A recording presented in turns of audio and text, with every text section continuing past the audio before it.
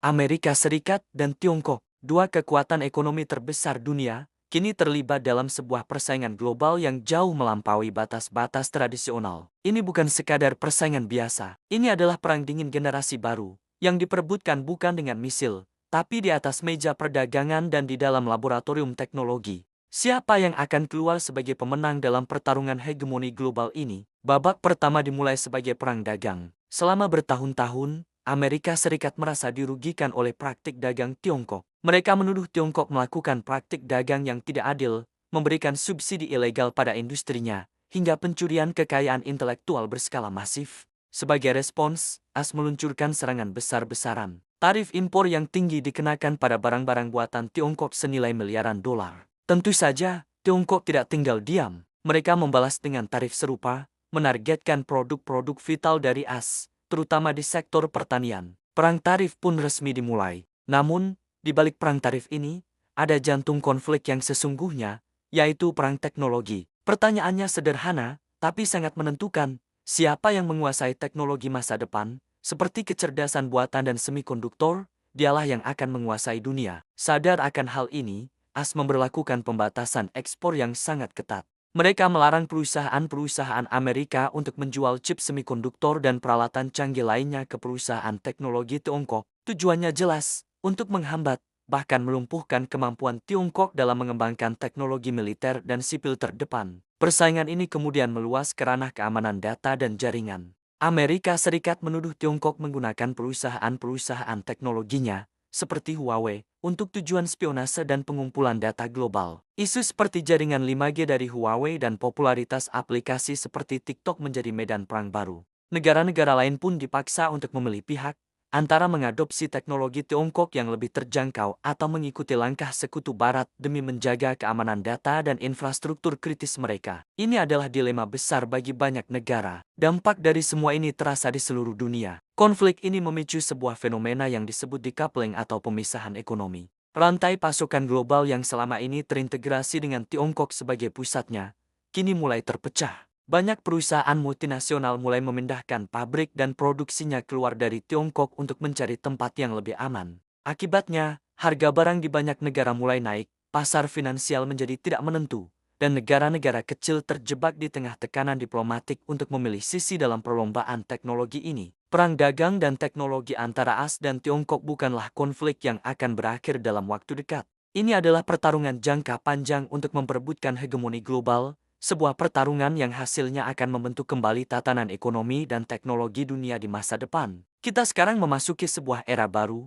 di mana aliansi ekonomi dan supremasi teknologi telah menjadi senjata pamungkas dalam percaturan global. Masa depan dunia, bisa jadi, ada di dalam sekeping kecil chip semikonduktor. Dalam 2 dekade terakhir, Tiongkok telah menjadi kreditur terbesar di dunia bagi negara-negara berkembang. Utang ini seringkali diiringi dengan proyek infrastruktur raksasa. Tapi, bagaimana Tiongkok menarik negara-negara ini, dan apa risikonya? Mari kita telusuri strategi pinjaman Tiongkok. Tiongkok menawarkan pinjaman melalui cara yang sangat menarik bagi negara berkembang. Mereka dikenal cepat, fleksibel, dan minim birokrasi dibandingkan lembaga barat seperti IMF atau Bank Dunia. Lembaga barat seringkali menuntut reformasi tata kelola yang ketat dan transparansi. Tiongkok, di sisi lain, menawarkan pinjaman yang secara eksplisit menghindari campur tangan dalam urusan politik domestik negara peminjam. Ini sangat menarik bagi pemimpin yang ingin segera mewujudkan proyek besar tanpa pengawasan internal. Pinjaman ini hampir selalu terikat pada proyek yang dikerjakan oleh perusahaan Tiongkok,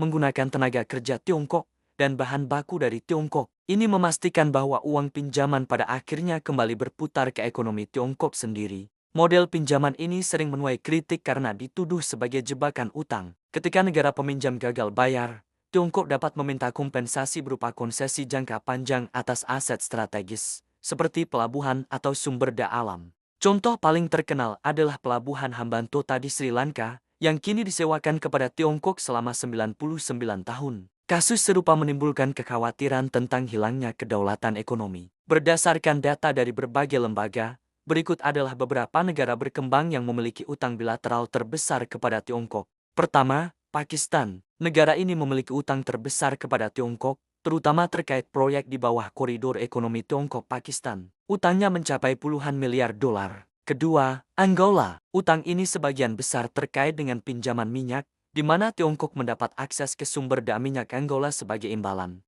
Ketiga, Ethiopia. Investasi Tiongkok di Ethiopia sangat besar, terutama dalam pembangunan kereta api dan infrastruktur. Keempat, Kenya. Utang Kenya sebagian besar didominasi oleh proyek kereta api Mombasa-Nairobi, sebuah proyek ambisius dari Belt and Road Initiative. Dan kelima, Sri Lanka. Meskipun jumlahnya mungkin bukan yang terbesar secara absolut, kasus Sri Lanka adalah yang paling disorot karena kegagalan bayar yang berujung pada penyerahan pelabuhan Hambantota. Angka-angka ini menunjukkan betapa dalamnya keterlibatan Tiongkok dalam keuangan global dan bagaimana model pinjaman mereka telah mengubah lanskap geopolitik dan ekonomi dunia. Bagi negara berkembang, utang Tiongkok memang menawarkan pembangunan yang cepat. Namun, mereka harus menimbang dengan hati-hati antara peluang investasi ini dan risiko jangka panjang terhadap kedaulatan ekonomi mereka. Beberapa dekade lalu, Tiongkok adalah negara yang relatif tertutup.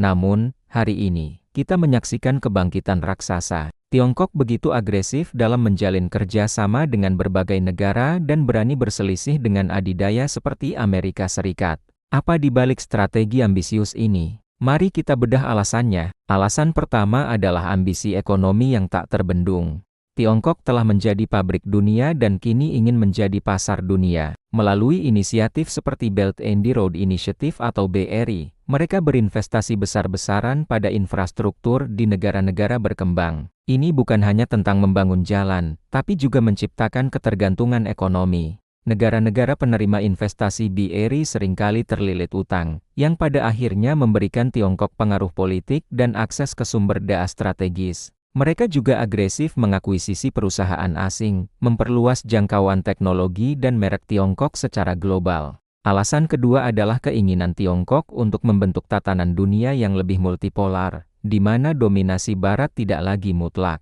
Mereka ingin menunjukkan bahwa ada model pembangunan alternatif selain demokrasi liberal Barat. Mereka aktif di forum-forum internasional, menyuarakan kepentingan negara berkembang dan seringkali menjadi penyeimbang terhadap kebijakan Barat.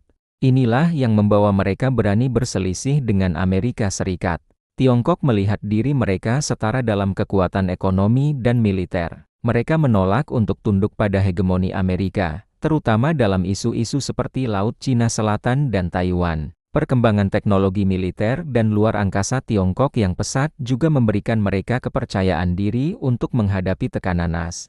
Terakhir, agresivitas Tiongkok adalah untuk melindungi kepentingan nasional dan model pembangunan mereka sendiri. Mereka merasa terancam oleh upaya AS untuk menghambat pertumbuhan mereka, terutama di sektor teknologi. Pembatasan ekspor, sanksi, dan kritik dianggap sebagai upaya untuk merusak stabilitas internal Tiongkok.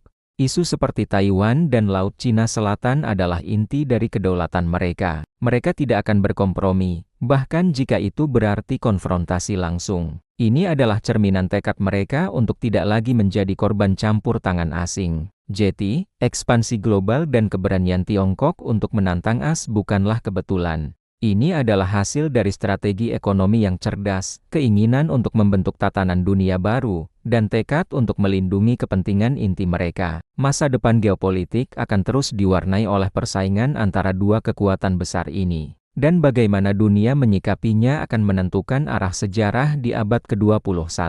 Terima kasih sudah menonton. Jangan lupa subscribe untuk analisis menarik lainnya.